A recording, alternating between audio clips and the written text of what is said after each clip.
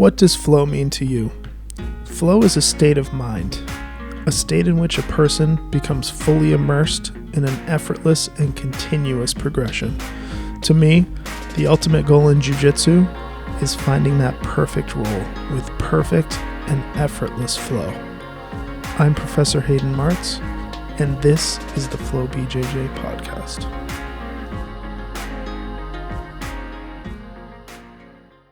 Hey guys, Professor Hayden here. I wanted to take a second to go over the Flow Sub-Only sponsors and thank them for all that they do for us. First up is First National Bank. We do all of our banking and business with them. If you are in the Mid-Coast Maine area or really anywhere in southern Maine, definitely worth checking them out. A huge thank you to them. Thank you to Charles Schwab. If you are looking for an investor, great company to use. I can set you up specifically with one of their brokers. He does an awesome job. Thank you to Foot and Ankle Associates of Maine. They did my most recent ankle surgery, and they were absolutely amazing. They are phenomenal. They took phenomenal care of me, and the results were amazing. Epic Roll BJJ. They are the official gear company of Flow Brazilian Jiu-Jitsu. Huge thank you to them. Awesome gear. Definitely check them out as well. Thank you to Gym Desk. They are an amazing gym software company. They manage all of your membership dues, promotion schedules, websites, new members, everything that you need to do to operate a gym. They take a lot of the legwork out. Phenomenal system. Highly recommend them. Roll Junkie, another gear sponsor. They actually just sent me a care package. I tried the no-gi gear on last night. Absolutely phenomenal stuff. Very, very high quality.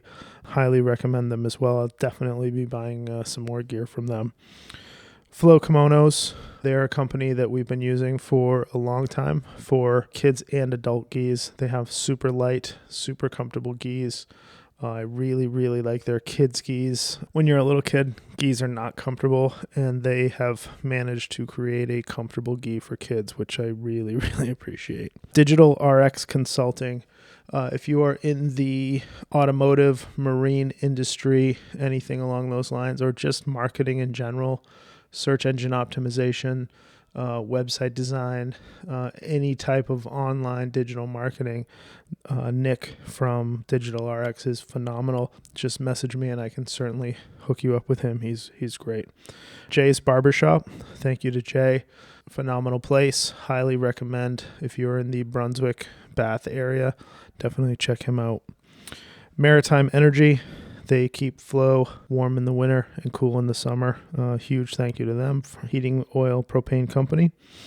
Massage by the Sea is phenomenal. If you are in Mid-Coast Maine, definitely check her out. They do an amazing job. First time is $59 for an hour massage, and it's phenomenal. And then prices are super reasonable after that.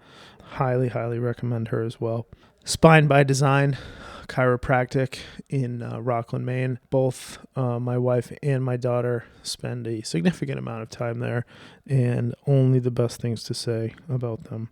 Muzzy Ridge Electric. Tom, one of my purple belt students, phenomenal guy. Just had him do some electrical work at my house, and everything was done on time, efficiently, clean work. Very, very good. Highly recommend Tom as well.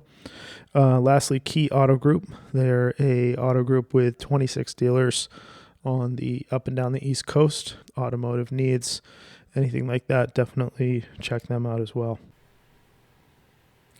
Hello and welcome to the Flow BJJ podcast. Today I have Haley and Aiden with me. We're going to do a Grappling Industries recap from last week for Team Flow BJJ. And then we're going to discuss longevity in BJJ. Top 10, and actually I wrote down 11, ways to maintain longevity in jiu-jitsu because it's not easy. It's a combat sport, and injuries are going to happen. So how you doing, guys? Great. How's it going? I'm doing good. How are you? Loving it. All right. So let's do the Grappling Industries recap, and then we'll get into maintaining longevity in jiu-jitsu. Let me just tell you about my day first, and then we'll get into some of the matches. Night before Grappling Industries was Who's Number One. Amazing card. But a very late card. Yeah, I did not watch it that night. I went to bed. 9 o'clock start. I did. I could not stop watching it. Gordon Ryan, Jacob Couch was the main event, and it was phenomenal. Gordon's so much better than everybody else. It's not even close. It's really not close. Yeah, not even a little bit. It's gonna be interesting to see how, if anyone can close the gap for ADCCs. It's so funny listening to the commentators try to make it sound like his opponents have a chance. Yeah, And they just know in the back of their head, they don't have a damn chance. There's no chance. So I watched Who's Number One until about midnight. Went to bed. It's a 3-hour drive to Grappling Industries, by the way. We had to be there at 7:45 to weigh in for the absolute division. Thank you, Haley. Yeah, you're welcome. And so we got up at, I believe I got up at 4. So went to bed at midnight, got up at 4.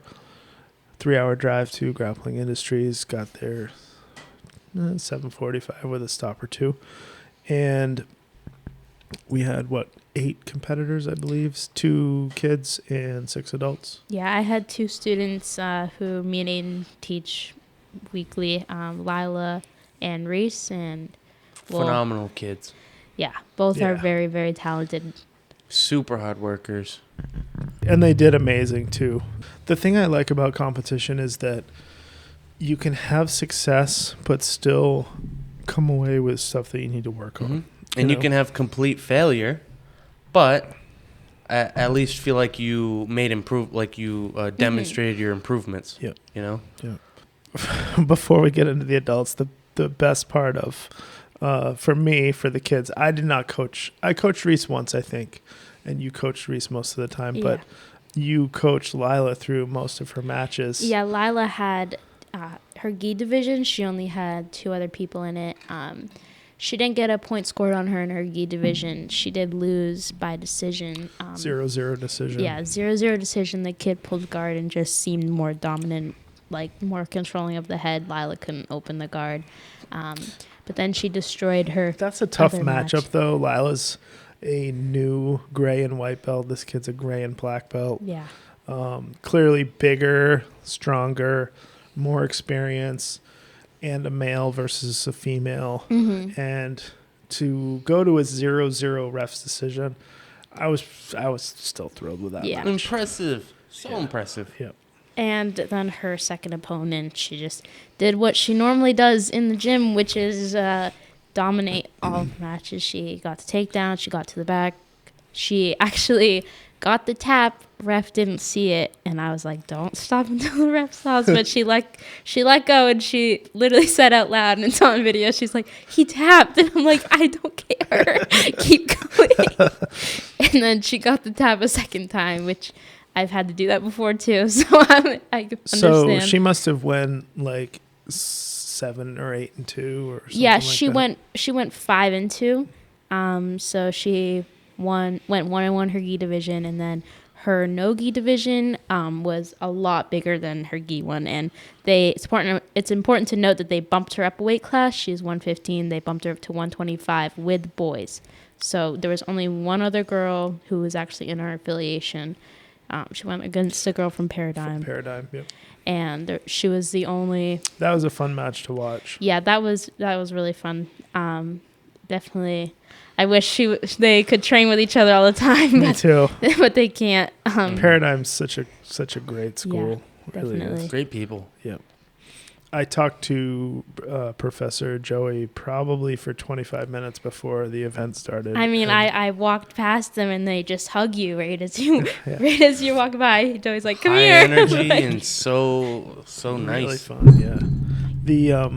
The ability to be part of that association is just so amazing on all levels, whether it's ECI or seeing people at Grappling Industries or visiting Ocean County. Like it's really neat.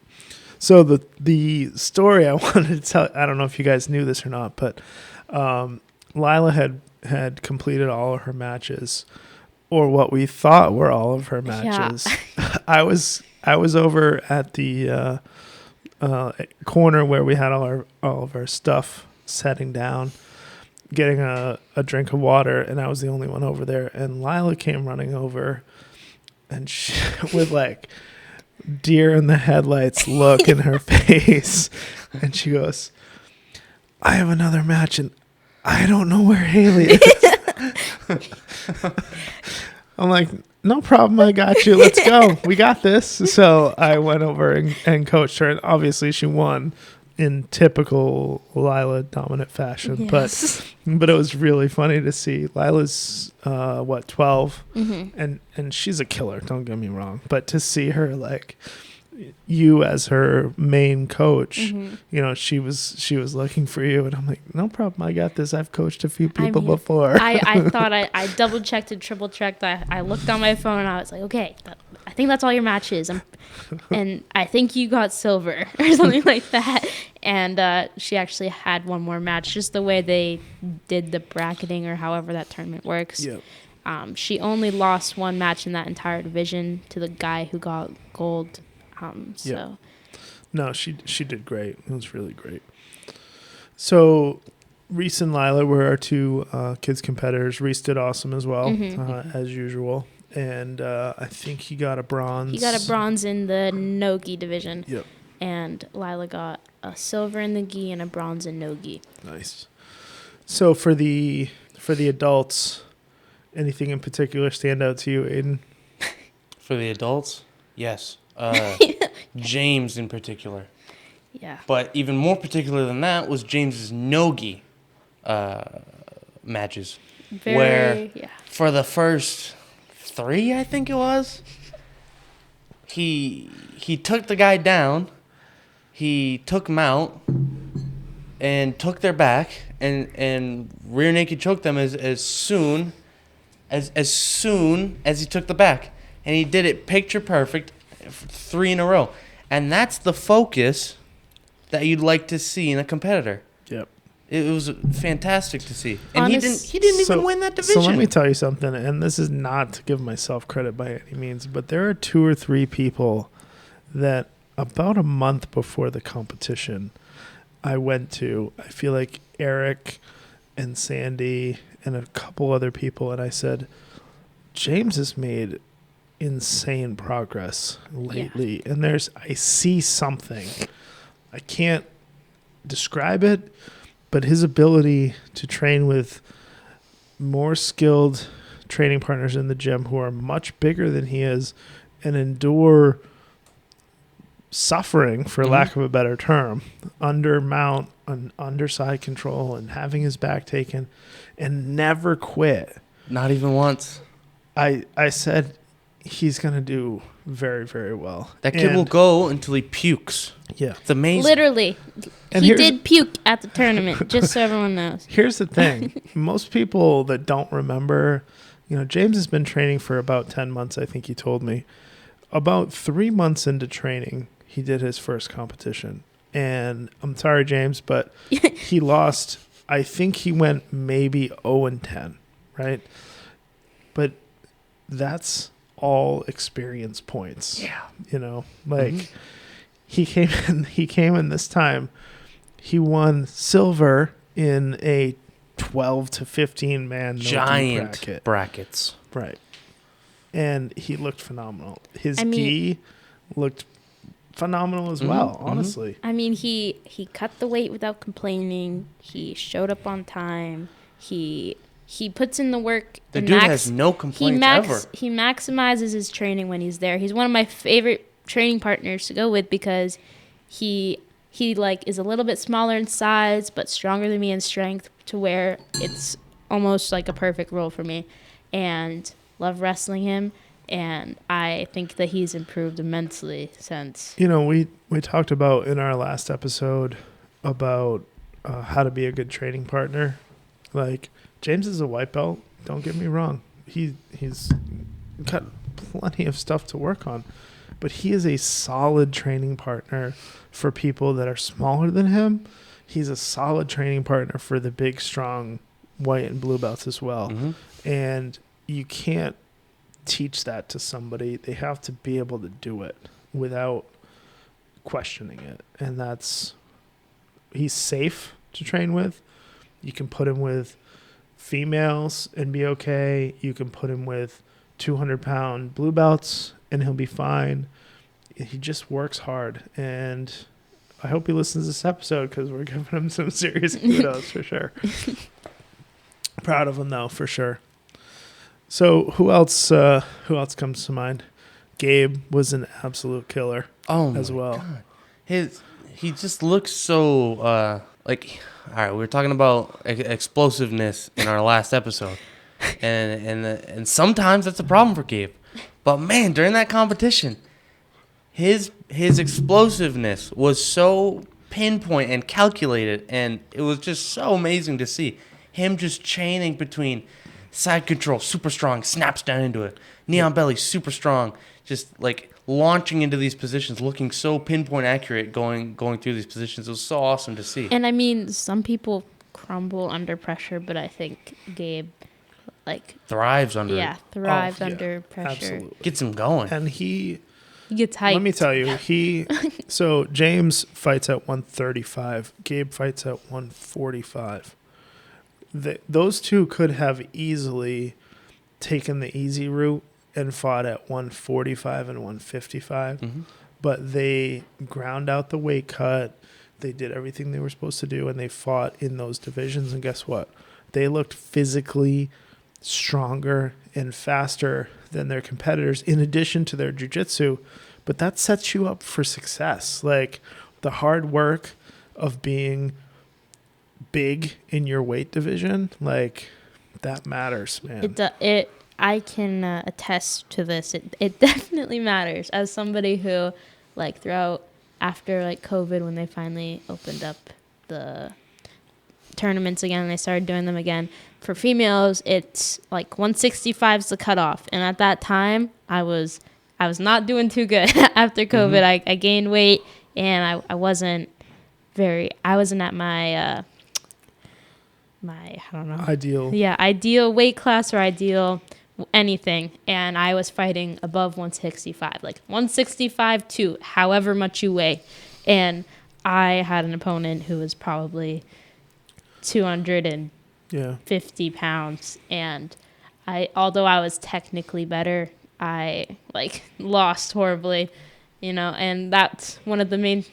It's a good reality check though, to be, especially if you're going to compete full time or whenever a competition is available to you. If you're going to compete, you need to compete in the weight class you're going to be in. If you're going to compete once a year or twice a year, just to keep yourself sharp, you can compete wherever you want. But if you're like James or Gabe or Haley or Meg, you've got to compete where you should be, Gives you a control. And also, you shouldn't have to cut excessive amounts of weight to make that bracket. For example, you should, if you want to be at a certain weight class, which I've done this personally, dieting and putting in the work so you don't have to go through a horrific weight cut. Well, you shouldn't. It's a same day weigh in jiu-jitsu. It's not like a UFC fight where you weigh in the day before and then rehydrate 25 pounds. No, this is the same morning weigh in. You're going to be competing an hour later. You don't get recovery time. You cut 3 or 4 pounds, but it's not wise to make that a habit and cut a lot more than that, and just the saying is stay ready so you don't have to get ready, just be ready. That's all. At the start of the wrestling season, I was a little bit under 170, and I wanted to compete at Girls States, and for Girls States it's either 160 or 182. So I'm okay, not going 182. Right. So throughout the season, getting in shape and dieting, it makes all the difference, so that when you go and you're competing that day, you're not extremely dehydrated and fatigued. And well, it's, you're also in shape. It's not Yeah, just the amount exactly. you weigh. It's being in shape and having good cardio and all that stuff too. it's one thing if you're at your absolute best, say 5 pounds over a weight class. Right. But if you're 15 pounds over because you're super out of shape and you think, I need these 15 pounds off to get to this weight class because I'm this out of shape, well, maybe reconsider what's going on. Right. Mm-hmm. Well, I mean, again, it depends what your goals are. Yeah. You know, if you want to just test out yourself once a year, just go. Don't try to like get in shape, yes, but don't try to do a weight cut. Yeah. Like it's not necessary. Just compete where you're at and see where you're at, and you'll know after. Like, wow, every single guy in my division felt stronger than me, or every single guy, his frame was way bigger than me. I need to be at whatever weight. That's fine. One thing I will say about this particular competition, for me as the coach of Flow and the coach of the competitors, is that I really enjoyed, or I really felt validation to see success by someone other than Haley and Meg. Mm-hmm. Yeah. Because I don't know if it was subliminal or what, but I got to this point where I would second guess myself, like, are these two girls successful because of me, or am I successful because of them? And to finally see, which we've already talked about, James and Gabe just blow everyone out of the water. Like, it was like, okay, what I'm teaching everyone is working. Well, not Like, even if they didn't, even if they only got, like, let's say bronze, the percent improvement that they made from their last competition till then was like so dramatic. yeah, absolutely. Yeah, like I think this was Gabe's first competition, but James No, this says is the second. second. Yeah. Oh, my bad.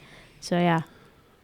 And it's the same thing for Brian. He didn't have the success that some other people had, but in particular, the one thing I would take away is that we worked on his ability to turtle when his guard was not recoverable, to avoid points, and then to recover guard. Mm-hmm. You know, whether sitting back to half guard or rolling through back to guard or whatever. And there was one match in particular where he turtled effectively 6 or 7 times in one match, avoided 18 or 20 guard passing points, you know, recovered guard. At some point he did get a sweep, got to mount, scored some points, got rolled off, and ended up playing guard the rest of the match. But he won 18-4. And if you don't turtle effectively, like 6 months ago, he was practicing his turtle in competition, and every time he turtled, his back got taken, and he gave up 4 instead of the guard pass. Mm-hmm. So it's anyone that wants to put in the work in recognize where they're failing, we can fix that. You know, it's nothing special. We just need to be honest with ourselves about what we need to work on and then go after it. Sorry, ADCC trials is on the TV and someone just rolled by in a stretcher. So. That's not good. Damn. It's all right. But yeah, and also like to go along with the turtle and like recovering your guard thing, since we've incorporated drilling into our daily training, I remember specifically working on that. And specifically, my dad puts us in, the competitors in particular, puts in the middle and has people just on top of us, smothering us, and we get out as fast as we can. In particular, like preparing for ECI rule sets, like with our backs taken and getting out as fast as we can.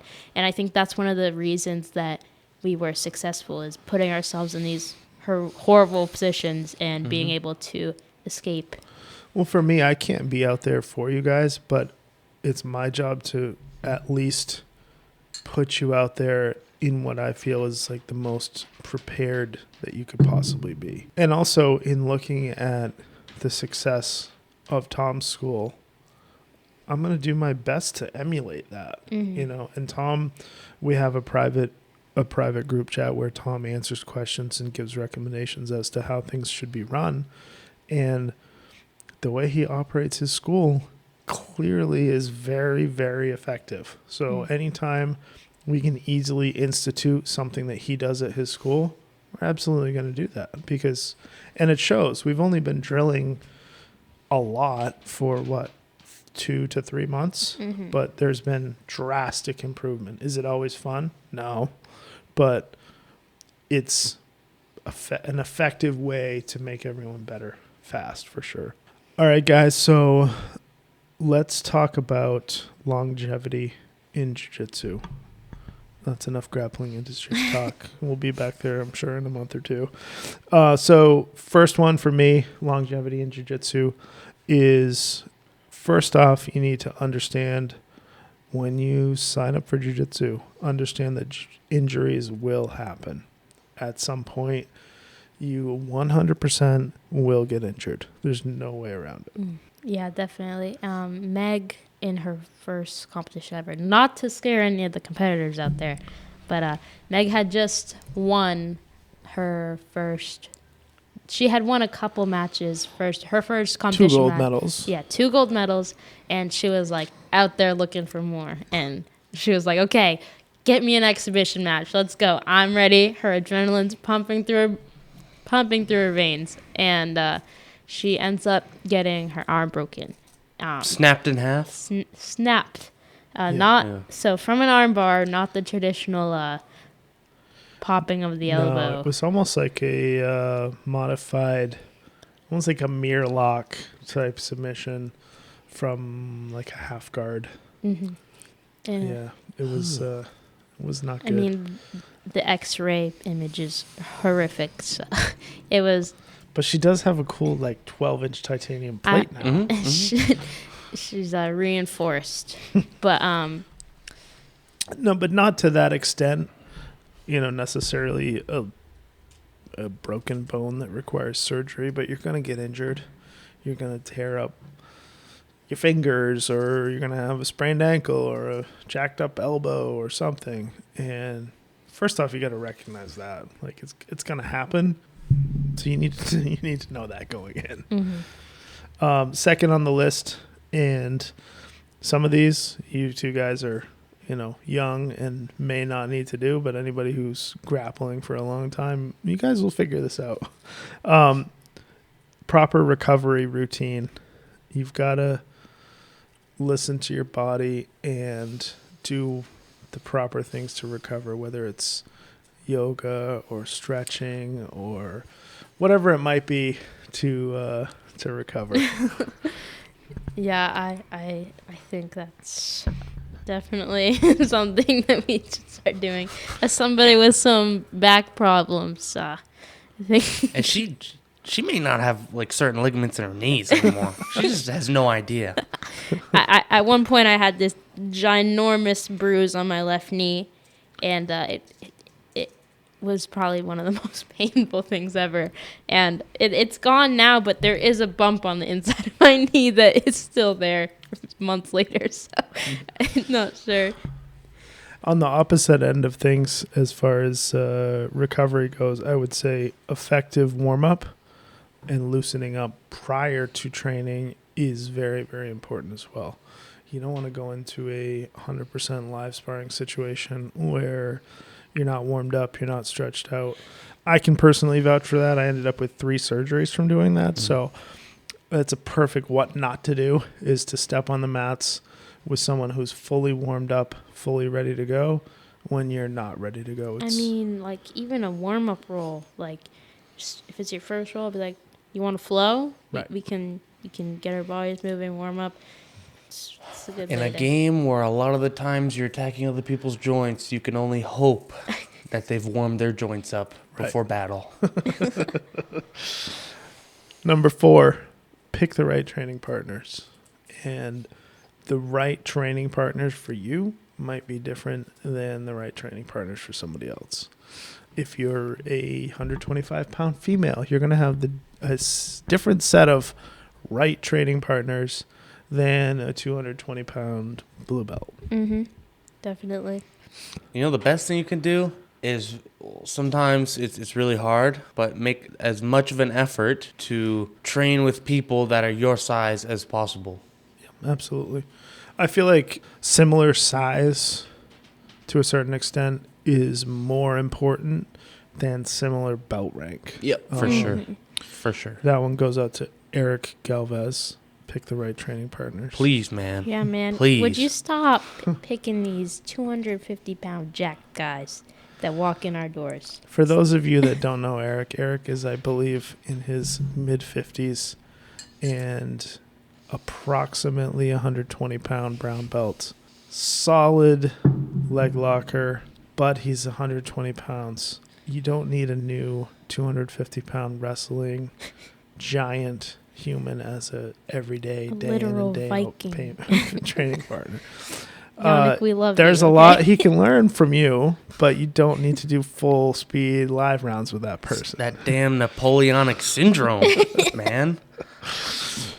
All right. Number 5, be smart about tapping. Check your ego. There's two big sighs from the young guys here. Longevity and jiu-jitsu, you guys will get there eventually. Or you won't, one of the two. We won't make it. No. I feel like You got a shitty heel hook, Haley. I can't tap to that. Listen, not all submissions, not all injuries are from freak accidents or your training partner being a jerk. Mm-hmm. Some of them are because you didn't tap in time, and you should have. I mean, like, if you're in the training room and your arm is fully extended in an arm lock, I mean, just tap. You're not losing anything. This isn't a competition. It's training. Or don't try to test that out against people you're not comfortable with testing that out on. Mm-hmm. Right. You know, there are people, I try to do this myself again with other people. I'd like to be the guy that will let you have a fully unlocked arm, and I'll let you move around a little bit, Right. you know. I But mean, there's people who won't, and that's fine. and I mean, because like my armbar is one of my best submissions, and I can go for an armbar and fully extend it without breaking your arm. So, like if I fall back on an armbar, I'm pinching my knees, your arm's extended, I'm not ever going to rip the break. I am never just ripping your wrist over my hip to break your arm. That's not my goal. I rarely ever even bridge my hips in to get the finish. I just hold your arm there until you're like, okay, I'm stuck. If you two can't look each other in the eyes and have the other person nod that you have gotten the submission, then you probably shouldn't even take the submission at all. Because you should be able to control someone before you submit them. Right. Oh. Well, I feel like Especially on leg locks, guys. Like, let's not rip each other's knees apart. Just, joints. there's a difference between knowing what the escape is and you're actively trying to escape versus being frozen, having your joint fully locked out, and you're just deciding not to tap because you're going to wait and see how long it goes. And the last thing you want to do is explode in the wrong direction as well. Mm-hmm. You'll end up tearing your own Yeah. ligaments. So Number 6, which kind of fits in with number 5, but we're not even talking about submissions here, but recognize what types of movements are dangerous for your training partner doing to you and for you doing on your own. And we talked about this in a previous episode, but explosive movements, you need to use those selectively. Like that's your entire, especially if you're looking to train for longevity and you're not a competitor, like you should not spend 5 minutes being explosive. You might need explosive movements for 3 seconds twice in the round, but not for very long. yeah, definitely. All it really does is, like we talked about in the last podcast, it's not even worth it. You know, it'll tire you out more to use those explosive movements. and 9 times out of 10 you're using it in a spot that can just injure someone. So Right. Or spots that don't require it at all. Here's the thing too, and it's what movements are dangerous. If you are doing a knee cut pass and your ankle is trapped and you're torquing your knee to try to finish the pass, don't do it. It's not worth it. There's other. As we all look at Haley well, right now. I don't. No, there's definitely other, like, if I'm going for a knee cut pass and my ankle's stopping there, I can use my other leg to free my own ankle. I can back step to 411. I can chain in other guard passes. In the past, I have maybe just gone a little too far with the knee cut pass and devoted it's too the much. angle, though. It's so disturbing. If your lower leg is in line with your upper leg, and that's fine. It's when you're that twisting motion that's putting pressure on your ACL that it's not good. Once I figured out, like, that, I don't know, I don't feel much pain when I do it. So you guys are like, it's because the pain receptors don't exist. The ligaments don't exist anymore. That's probably why. No, I'm okay, guys. Yeah, she is. All right, so number 7, balance your short-term and long-term goals. Doesn't matter if you're a competitor, hobbyist, whatever, but I feel like everyone should have a short-term goal and a long-term goal. So your long-term goal might be to get to black belt someday, or to be on a televised super fight someday, or whatever that might be. But you also need to have short-term goals in your day-to-day training to keep you going, keep you motivated. Not necessarily like, oh, I need to train harder, I need to train more, but you need to have like checkpoints along the way that you can recognize progress. Otherwise, you're going to get discouraged, and you need that, I feel like more often than not, when jiu-jitsu practitioners are talking about these examples, they always use competitors as the main example, when in reality, like, a lot of you can have goals as a jiu-jitsu practitioner without it being competition. So, like, for example, maybe you started jiu-jitsu without, like, maybe you started jiu-jitsu so you can lose weight and get in shape. So, like, maybe your long-term goal is to get to a certain weight. Short-term goals should be, like, things that are going to help you get there while still keeping you. Or it could be as simple as a technique. Exactly. You want to, say you are not successful with the triangle and you want to work the triangle. So your short-term goal is to hit the triangle on a white belt, and then your 2-month goal is to hit the triangle against your fellow blue belts or on a high belt or whatever. And just make small goals that you can recognize your own progress in your own mind to see that you're progressing. Or maybe, like, you want to improve your overall guard game, like try to go certain roles without getting your guard pass. That's a setting. I used to do this more than I do now, but setting certain goals for your roles or your nights of training. Like, for example, you want to work on a certain submission, going for that submission throughout your roles, or you want to work a position that you aren't as confident in, is like some things you can do when you're training.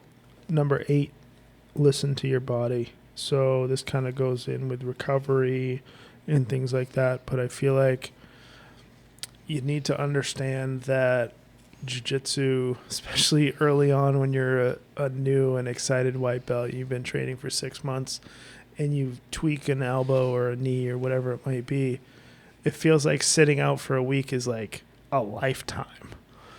But you really need to take that time to recover, especially if you're a hobbyist and there's not a competition 10 days away or something like that. Take the time, let that heal up, and come back when you're 100%.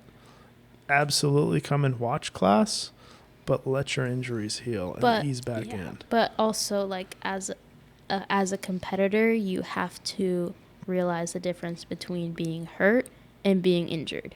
So, Sure. like, if you're making excuses to miss training because you're burning out or because you just don't want to train and you're being lazy, you need to understand, like, there's differences between, like, something hurting and something being injured. For sure, with competitors, I feel like I think Tom said this to me maybe a month ago now. He said he finally had to tell Bert that he had to take a day off because he trained like 26 days in a row or something like that. He's like, Bert, you're taking today off. Yeah. You know, you need time off, but you need to, if you're a competitor, you obviously need to, if the gym's open and you don't have prior commitments, you obviously need to be there. There's no reason not to. Number 9, again, this is longevity in jiu-jitsu. Speaking from if you're a 40, 45, 50, 55-year-old guy, is learn how to slow your opponents down. So I feel like this is something that I do successfully. Guys like Greg, Kevin, Steve, they all succeed at is you're gonna have that young, athletic, white and blue belt, and you need to find the effective ways to slow people down so that you can roll safely, avoid injury. Because what might not have ever injured you at 25 certainly could injure you at 45. There's a difference for sure.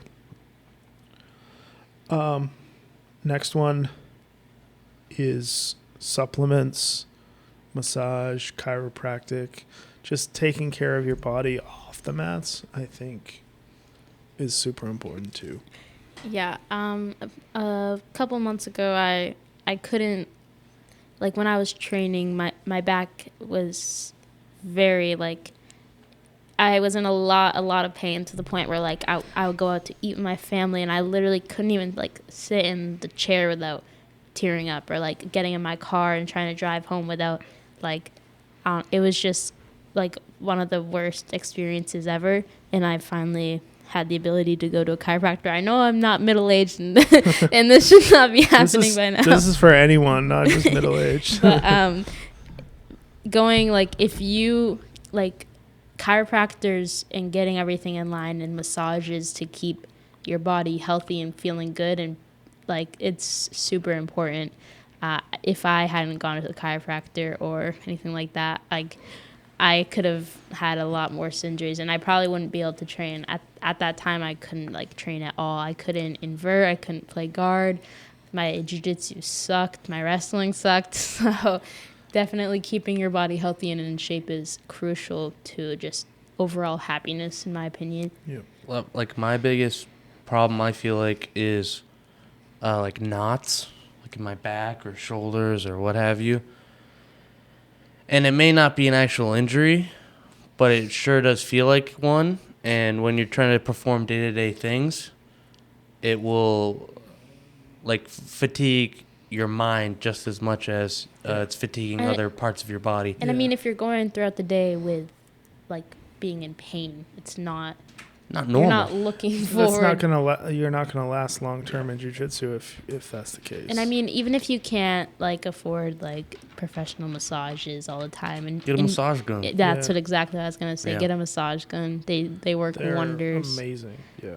Like, you can just literally have someone go on the area that whatever you have a knot in, and it's just they do work phenomenal. I mean, my wrestling coach used to bring them to all of our meets, and everybody just passed it around. It was like awesome. My neck has been killing me for the past, since I started doing jiu-jitsu, to be honest. And I never really, I'm too lazy to call the doctor, so I knew that wasn't going to happen. He still wants his mom to call for appointments. But, once I really started thinking about it, I'm like, I try to have the most fluid, like, roly-poly,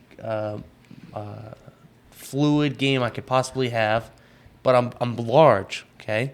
and being able to do the things I want to do. You're the like, smoothest blue belt that I think I've ever seen, though. So wanting to do the things that I want to do, like invert into leg locks and invert to retain guard, I have to realize that I'm putting a lot of strain on my neck, being as big as I am. And I never considered the fact that maybe I should try to strengthen my neck. Right. And as soon as I started, I saw a knees over toes guy video talking about neck strengthening. As soon as I started implementing those things, I noticed like immediate improvement, because my neck would hurt so bad to a point that like I wouldn't want to get out of bed. Yep. And I knew, if something's like broken or like fractured or whatever, that. Yep. Mm-hmm. I knew mine wasn't that bad. No, it's muscle hard soreness. It's hard to like tell sometimes, like if this is like really bad or if you're like, I can live with this. Mm-hmm. Yeah. Like in the beginning of my back problem thing, I would just like go throughout my day and get random horrific sharp pains in my back, and I was like, I don't know what this is, and then it would happen, and then it would stop happening. I'm like, okay, I'm fine. But then it just kept going over and over again. I'm like, okay, this isn't really normal. So. Well, part of listening to your body is being able to recognize whether it's an injury that you can work through or you need to rest. Yeah. Like, I feel like that's super important too. Definitely. All right, so last one, guys, and then we'll wrap it up. I'll let Aiden touch on this one. This was an add-on for me. So it was supposed to be top 10 ways to have longevity in jiu-jitsu, and then I had to add on an 11th thing. I feel like this is super important for everyone, for longevity and just jiu-jitsu in general, and that's to master the art of framing. Wait, why me? Well, you're the technique guru master. Oh, okay. All right, you want me to get into this? Let's get into framing. Go Absolutely. for it, man. All right, let's get into this. Okay. First off, first thing that I want to drive into everyone's head when it comes to like playing guard, okay? Do not let them control your head, okay? Absolutely. By using frames, you create a perfect distance where you're using the bones in your body to keep them off of you, but you're also stopping them from controlling your head. Okay? When someone can control your head, they can control most of the movement in your body. Right. Okay? If you have a curved spine and your head is curved forward, you can move your hips around. If your head is pressed down to the mat, you really can't move successfully at all. You can't move your hips at all. Right. And by using frames, you're keeping the pressure off of you. Now, let's not talk about head control. Using frames is allowing you to move. Allowing you to move doesn't necessarily, like, the head may control a lot of your movement, but like controlling just specifically your hips is one way to limit movement. And if we can use our legs as frames to stop them from touching our hips and controlling our hips, then that's excellent. Framing is something that is equally as useful from top and bottom. Yep. Okay? Framing can also be called a wedge. By wedging your opponent's hips in place, you limit them from moving.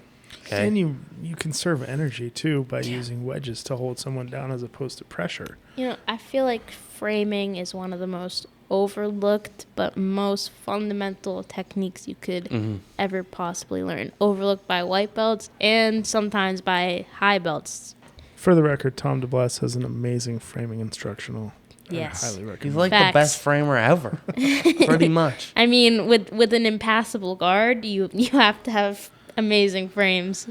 It also, I feel like, from a longevity and jiu-jitsu standpoint, like, if you've got a big, strong, young, aggressive white or blue belt on top of you, if you have really good frames, you can take a second and breathe. You can take a second and calm down. It's because and you're look for using your openings. bones to keep someone off of you, as opposed to your Your bending strength. like muscles. Right. You're not using any energy when you're framing. You're Right. using, like, your brain, to be honest. Like, Right. It's those shins from the guard. It's the forearms.